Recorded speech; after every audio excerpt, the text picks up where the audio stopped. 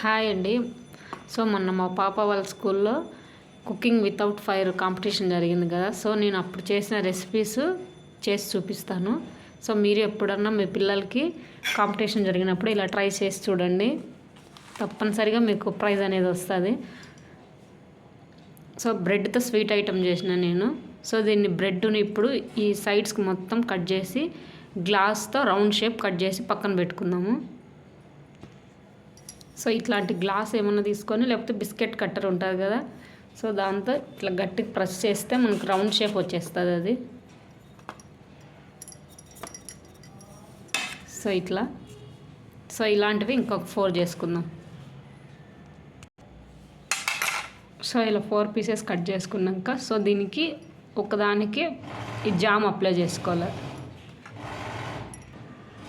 So ఇలా jam apply చేసుకున్న తర్వాత ఇంకొక స్లైస్ని దీని మీద పెట్టి ఇలా ప్రెస్ చేసేయండి. సో దీని మీద కూడా ఇట్లా ప్రెస్ చేస్తే అది ఊడిపోకుండా ఉంటుంది.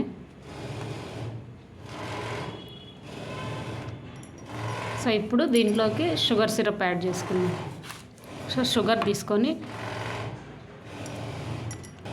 సో దీంట్లో కొద్దిగా వాటర్ వేసుకొని చక్కెర బాగా కరిగేంత వరకు ఇలా తిప్పేసుకుందాం.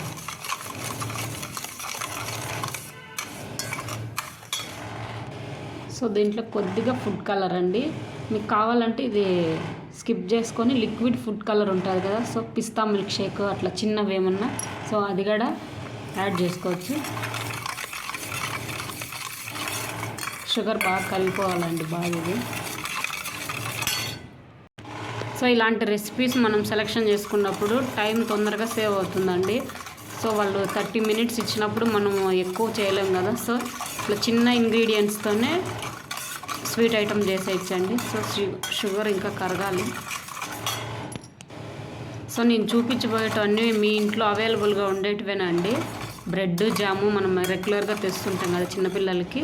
సో ఇది పక్కన పెట్టేసుకొని సో దీంట్లోకి కొబ్బరి పౌడర్ ఉంటుంది కదా, సో ఇది బయట తెచ్చుకోవాలండి. కొబ్బరి పౌడరు బయటది అయితే మనకి షైనీగా వైట్ కలర్ బాగుంటుంది. సో మనం షుగర్ సిరప్లో అద్దేసి కోటింగ్ పైన ఇది వేసినామంటే చాలా లుకింగ్గా ఉంటుంది చూడడానికి బాగా. సో బయట అయితే 10 రూపీస్ అట్లా ఉంటుంది ప్యాకెట్, అది తెచ్చి పెట్టేసుకోండి. సో కలర్ ఉంది కదా, కలర్ దీంట్లో మనం ఇది డిప్ చేసుకోవాలి ఇట్లా. సో అద్దేసుకోవాలి, ఎక్కువ ప్రెస్ చేయొద్దండి, మళ్ళీ చాలా మెత్తగా అయిపోతుంది ఇది. సో ఇలా ప్రెస్ చేసేసి దాంట్లో కొద్దిసేపు అలా పెట్టేసి అన్నామంటే మొత్తం పీల్చేసుకుంటుంది బ్రెడ్, వాటర్ కదా షుగర్ సిరప్ అంతా. కొద్దిగా వాటర్ అట్లా ప్రెస్ చేసినారంటే ఎక్కువ ఉండే వాటర్ అంతా వచ్చేస్తుంది. సో ఇప్పుడు సో మనం ఇక్కడ ఉంది కదా ఇది కొబ్బరి పౌడర్, సో దాంట్లో టర్న్ చేసుకునేసేది ఆ పక్క ఈ పక్క మొత్తం కలిసేటట్లు. సో ఇంకొకటి కూడా అలాగే చేసుకుందాము. షుగర్ సిరప్లో దీన్ని ముంచేసుకోవాలి. సో మళ్ళీ దాన్ని ఇట్లా తీసేస్తే వాటర్ అంతా ఎక్సెస్ వాటర్ అంతా బయటకు వచ్చేస్తుంది. సో మళ్ళీ కొబ్బరి పౌడర్లో దాన్ని ముంచేసేయడం. So ready అయిపోయినానండి. పైన కొద్దిగా గార్నిష్ కోసము సో బ్రెడ్ జాముని ఇలా అప్లై చేసేసుకున్నాం. చూడ్డానికి చాలా బాగుంటుంది కదా. సో అట్లా పెట్టేస్తే